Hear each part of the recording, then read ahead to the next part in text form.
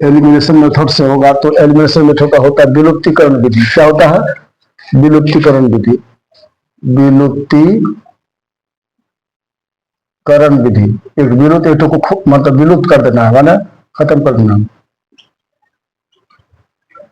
इसको हम elimination method बोलते हैं, एलिमिनेशन मेथड। ठीक है, तो चलिए एलिमिनेशन मेथड तो बहुत ही इजी होता था। एक नंबर में क्या है? x plus y equal to 5 और 2x minus 3y is equal to 4। इसको समीकरण 1 मान लेते हैं, इसको समीकरण 2 मान लेते हैं। ठीक है, तो इसमें हमको किससे काटना? y को काटना। देखते प्लस माइनस है, इसको अलग से एक्स्ट्रा चिन्ह नहीं लगाना पड़ेगा। तो इसमें हम क्या करेंगे, ऊपर में इसमें 3 लाने के लिए 3 से यहाँ गुना करेंगे। इसमें तो कुछ लाने की जरूरत नहीं है, तो 1। तो चलिए अब इससे यहां से वहां से गुना होगा, इसीलिए क्या होगा 3x हो गया। 3x अब प्लस 3y इजकल टू 5 दिया 15 हो गया। ठीक है, अब इसमें क्या होगा 2x और माइनस 3y इजकल टू 4 हो गया। इसमें तो कुछ करना नहीं है, तो ये अपने ही कट गया। 3 तो 5x हो गया इजकल टू 15 4 19 हो गया। इसीलिए x का वैल्यू कितना हो गया? ये 19/5। ठीक, अब x का मान समीकरण किसी में रख सकते हैं, 1 में रखने पर। समीकरण 1 में रखते हैं तो क्या हो जाएगा? x plus y equal to 5 है, तो x का वैल्यू कितना है? 19/5 और प्लस वाई इजकल टू 5 है। इसीलिए y इजकल टू क्या होगा? 5 और माइनस 19/5 नहीं हो गया। तो चलिए इन दोनों का एलसीएम कितना हो जाएगा? 5 होगा, तो 5 25 कुछ है, तो एक तो 5 बार में कटा माइनस 19। ठीक ना, तो इसीलिए कितना हो जाएगा? 25 में से 19 गया तो कितना बचा? 6। तो y बराबर 6/5। अतः x बराबर 19/5 और y बराबर 6/5। यही आंसर हुआ। ठीक, चलिए अब दूसरा सवाल में चलते हैं। दूसरा सवाल है 3x plus 4y equal to 10, 2x minus 2y equal to 2। ठीक, इसको हम समीकरण 1 मान लेते हैं, इसको समीकरण 2 मान लेते हैं। इसमें 4 लाएंगे, इसमें 2 4 लाएंगे तो कोई फर्क नहीं पड़ेगा। तो चलिए इसमें 2 से गुना कर देंगे तो 2 दूना 4, इसमें जो लाने की जरूरत नहीं तो 1 कर दिए। इसीलिए 3x plus 4y equal to 10 हो गया। इसमें यहाँ से गुना करेंगे तो 4x हो गया और माइनस 4y इजकल टू 2 दूना 4 हो गया। ठीक है, अब इसको देखते हैं काटते हैं। ये प्लस माइनस ऑलरेडी है, कुछ नहीं होगा। 4 3 7x हो गया इजकल टू 10 4 14 हो गया। इसीलिए x बराबर 14/7, 7 दूना 14 कट गया। इसीलिए x बराबर 2 हो गया। अब x का मान समीकरण 1 में रखने पर,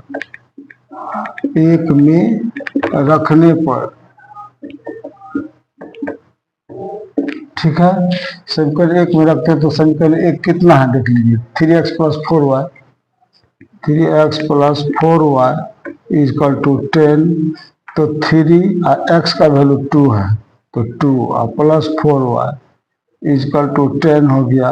तो 3 दूना 6 और प्लस 4y इजकल टू 10 हो गया। तो 4y बराबर कितना हो जाएगा?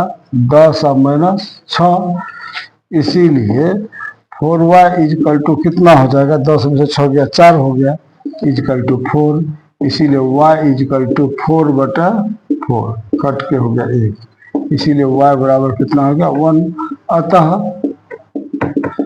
x बराबर कितना? x बराबर 2 और y बराबर 1 आंसर। ठीक है, अब चलिए अब तीसरा सवाल में क्या है? 3x minus 5y, 3x minus 5y minus 4 equal to 0। ठीक है, इसको हम लिख लेंगे 3x minus 5y is equal to, minus में इधर जाएगा तो प्लस में 4। ठीक है, इसको समीकरण 1 मान लिए। अब चलते 9x, ये जो है इधर प्लस में, इधर 2 आया तो इधर आएगा तो बराबर से इधर आएगा तो क्या हो जाएगा। चलिए 9x is equal to 2y plus 7। ठीक है, तो इसको क्या लिखे 9x अब प्लस में इधर आएगा तो माइनस 2y हो जाएगा इजकल टू 7, दूसरा समीकरण। ठीक, इसीलिए समीकरण 1 और 2 से क्या करेंगे 3x minus 5y is equal to 4 और 9x अब माइनस 2y इजकल टू 7।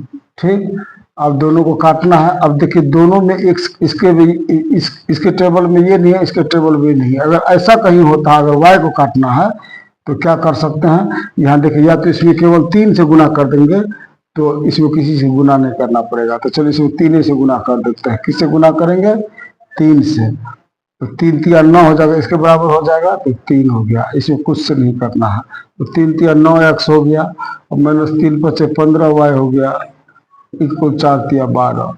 इसमें क्या होगा 9x अब माइनस 2y इक्वल टू 7 हो गया। अब देखिए ये यहाँ प्लस है तो इसका उल्टा चिन्ह रहेगा माइनस, ये माइनस है तो इसका चिन्ह प्लस रहेगा, यहाँ प्लस है तो उल्टा चीज माइनस लगेगा। तो चलिए ये दोनों कट गए 9x प्लस माइनस। अब इस चिन्ह का कोई वैल्यू नहीं, इस चिन्ह का वैल्यू होगा 15 में से 2 गया तो माइनस 13y इजकल टू 12 में से 7 चलेगा तो कितना हुआ 7 5 12 है ना।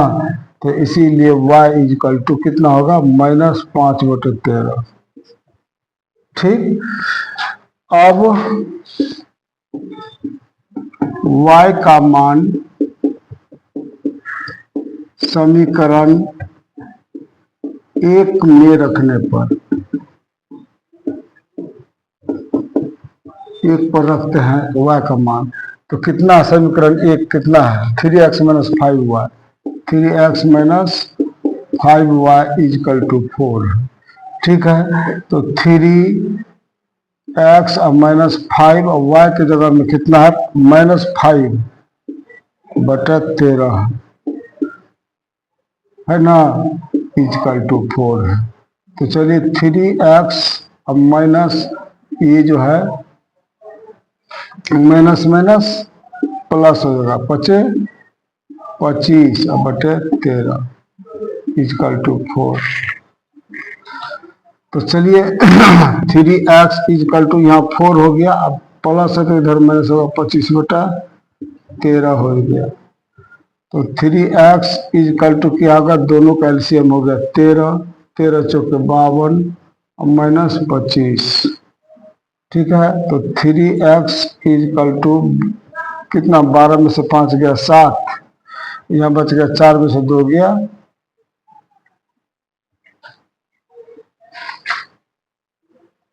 12 में से 5 गया 7 या 4 में से 2 गया 2 और 13।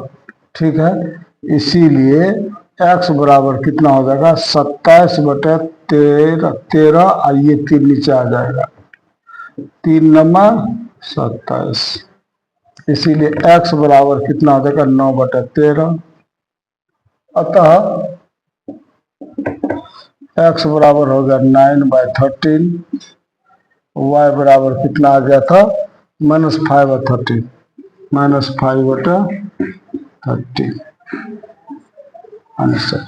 ठीक है, इसको ध्यान से देखिए। चलिए अगले सवाल में, चलिए अब इसका जो 1 नंबर का चौथा सवाल जो है, चौथा सवाल क्या है देखिए x/2 है और प्लस 2y/3 है इजकल टू -1 है। इन दोनों को पहले एलसीएम ले लेते हैं। तो एलसीएम तो 3 गुना 6 होगा, 2 3 6 तो 3x और प्लस 3 दूना 6 तो 2 दूना 4y इजकल टू -1। यहाँ ऐसे अगर गुना करते हैं तो कितना हो जाएगा 3x और प्लस 4y इजकल टू -1, यहाँ ये है गुना 6, इसीलिए 3x और प्लस 4y कितना होगा -6 ये समीकरण 1 हो गया। ठीक है, अब दूसरा जो है x माइनस वाई बटा 3 इजकल टू 3 है ना। अब दोनों का एलसीएम कितना होगा 3, तो ये कितना होगा 3x और माइनस 3 तो y हो गया इजकल टू 3, ऐसे गुना करेंगे। ठीक है, तो इसके 3x और माइनस वाई गुना 1 तो इतना ही होगा इजकल टू 3 दिया 9, ये होगा दूसरा समीकरण। ठीक है, अब समीकरण 1 और 2 से समीकरण 1 एवं 2 से क्या हो जाएगा 1 एवं 2 से 3x यही लिख देते हैं।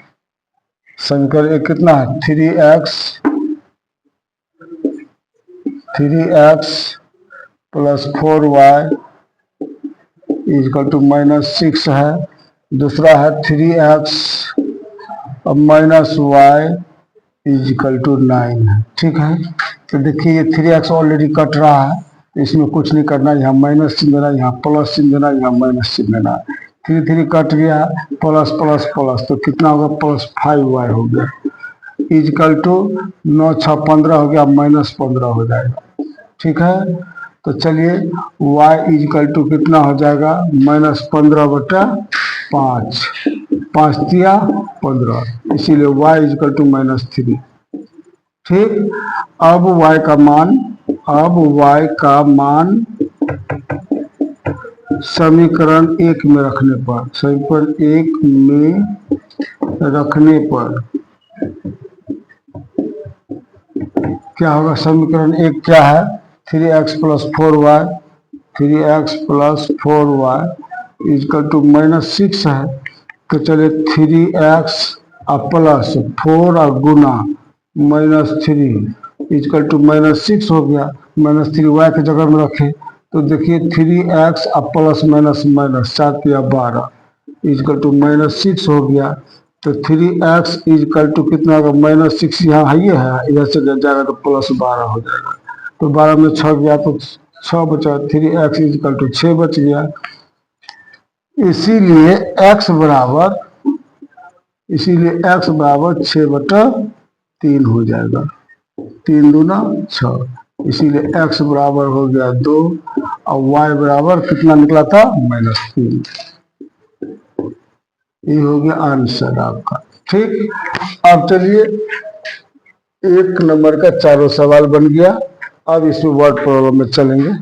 ठीक है।